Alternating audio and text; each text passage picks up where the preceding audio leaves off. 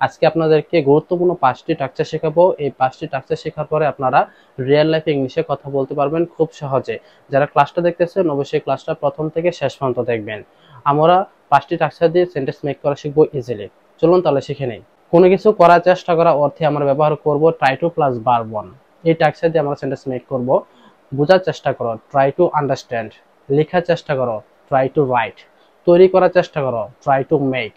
আসার চেষ্টা করো, ট্রাই টু কাম। যাওয়ার চেষ্টা করো, ট্রাই টু গো। পড়ার চেষ্টা করো, ট্রাই টু রিড। জাস্ট এভাবে আমরা ভার্ব চেঞ্জ করে ট্রাই টু দিয়ে অনেকগুলো সেন্টেন্স মেক করতে পারবো ইজিলি। এখন আপনাদেরকে শেখাবো কোনো কিছু বন্ধ করা অর্থে আমরা এই স্ট্রাকচারটা ব্যবহার করব স্টপ প্লাস ভার্বের সাথে আইএনজি। খাওয়া বন্ধ করো, স্টপ ইটিং। লেখা বন্ধ করো, স্টপ রাইটিং। করা বন্ধ করো, স্টপ ডুইং। রান্না করা বন্ধ করো, স্টপ কুকিং। তৈরি করা বন্ধ করো, স্টপ মেকিং। জাস্ট আমরা স্টপের পরে ভার্বের সাথে আইএনজি করে অনেকগুলো সেন্টেন্স মেক করতে পারবো ইজিলি। এখন আমি আপনাদেরকে শেখাবো কোনো কিছু শুরু করা অর্থে আমরা এই স্ট্রাকচারটা ব্যবহার করব স্টার্ট প্লাস ভার্বের সাথে আইএনজি। কথা বলা শুরু করো, স্টার্ট টকিং। লেখা শুরু করো, স্টার্ট রাইটিং। পড়া শুরু করো, স্টার্ট রিডিং।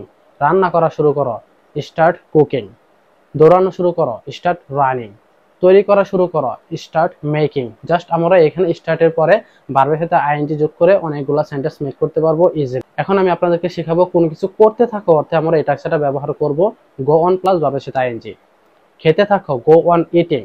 লিখতে থাকো, গো অন রাইটিং। রান্না করতে থাকো, গো অন কুকিং। তৈরি করতে থাকো, গো অন মেকিং। পড়তে থাকো, গো অন রিডিং। জাস্ট আমরা গো অন এর পরে ভার্বের সাথে আইএনজি যোগ করে অনেকগুলা সেন্টেন্স মেক করতে পারবো খুব সহজে।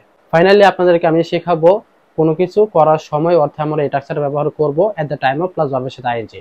কোনো কিছু করার সময় অর্থে আমরা এই স্ট্রাকচারটা ব্যবহার করব যাওয়ার সময় at the time of going. করার সময় at the time of doing.